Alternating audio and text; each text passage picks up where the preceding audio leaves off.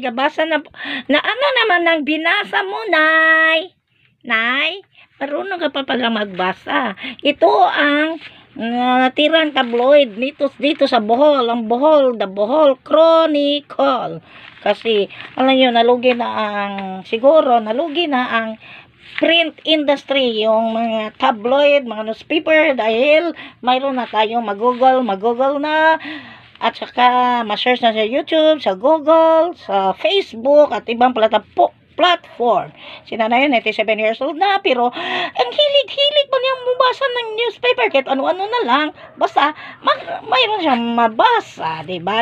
O, tingnan nyo si nanay, yung malaking letra lang, yung kanyang, kasi kung yung malilit na letters, hindi na siya makabasa na. Okay? Dapat makita yung bukha natin, nanay. Ito si nanay. 97 years old na siya, pero ang hilig pa rin bumasa ng newspaper. Nakita mo kanina, no? Hilig pa silang bumasa ng newspaper. Katulad ba ng nanay niyo? Yung nanay ko, katulad ba? Siguro, minsan magtagalog tayo guys, kasi yung nanonood natin, kasi mga Tagalog, yung iba hindi maintindihan kung magbisaya. Pero pag English naman, baka wrong grammar, mabash tayo. Pakauton-kauton na naman ko sa likod ni, kalot-kaluta, yung ano niya, buto at balat na lang. Hirap baka masugatan dandahan ko siyang kasi baka masugatan siya. Ang hirap naman kung masugatan guys, diba? Mahal natin yung mga nanay, no? So kayo na lang bahala sa aking Tagalog, ha. 97 na siya. Kahit ano na lang yung gawin natin, basta lang mayroon tayong create a video, katulad para tayong, kasi yun ang bread and butter natin, diba? Bread and butter na, parang kinakaryer na natin yung pag-YouTube, yung pag-vlog. Ang hirap talaga maghanap buhay, lalo na kung wala kang skill, lalo na kung tamad ka. Kung tamad, nahirapan talaga tayong mag-vlog, maghanap buhay. Kung tamad tayo, ganon yun hirap naman ng minsan hindi siguro na ako maintindihan na aking mga viewers, kasi minsan magbisaya, minsan magtagalog, minsan mag-English, minsan wala sa loob. Ano na lang ang ginagawa para lang may ma-upload. Ang hirap. Diyos ko Lord, ganon ang life ganon ang life, parang buhay. Yung life natin parang buhay ba? Parang buhay nga. Kung wala tayong life, wala tayong buhay. Kung walang buhay, wala tayong life. Kita na. Seryoso lang tayo, ha. Tip of advice lang. Mahalin nyo yung nanay nyo. Kahit na yung nanay nyo, para na bang naging bata na rin ba? Tulad natin.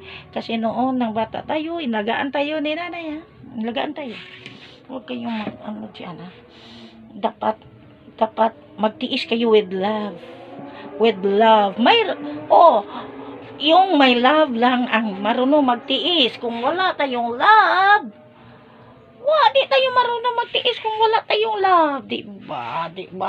Ganun yun eh. Kung wala kang pagmamahal sa iyong kapwa, hindi ka marunong magtiis. Dapat magtiis ka hanggang kailan? Hanggang sa dulo ng walang hanggan. Kasi may hangganan na nga. Ay, Diyos ko Lord. Kasi ako, kung hindi natin love ang ating ginagawa, parang sumuko ka na sa life. Kasi ang life ay parang buhay yan. Ang life, lalo na kung walang pera, hindi ka makagalaw. Walang money, no honey, yuni. Ganon. Minsan na, Gusto natin sumuko dahil marami tayong problema. Ano ba mga problema natin? Yung basic needs natin, yung pera, what ito? Pera! Wala nga, ano ba? Kasi hindi tayo makapag, ano ba? Kung wala tayong pera, ang pag-ibig lang yan. Diba?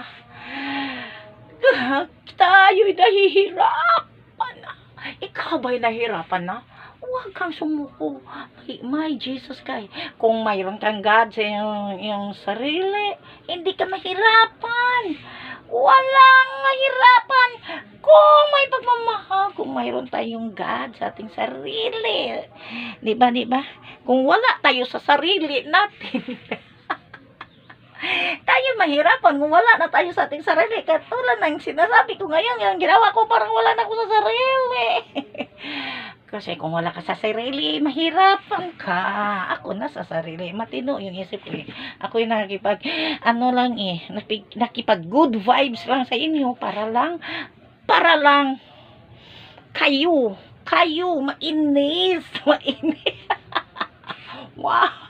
Para lang kayo mainis sa akin. As I said, choose to be happy and kind. Life is short. Everyone is carrying a burden, a battle. So be kind. I love you. Mwah, mwah, mwah.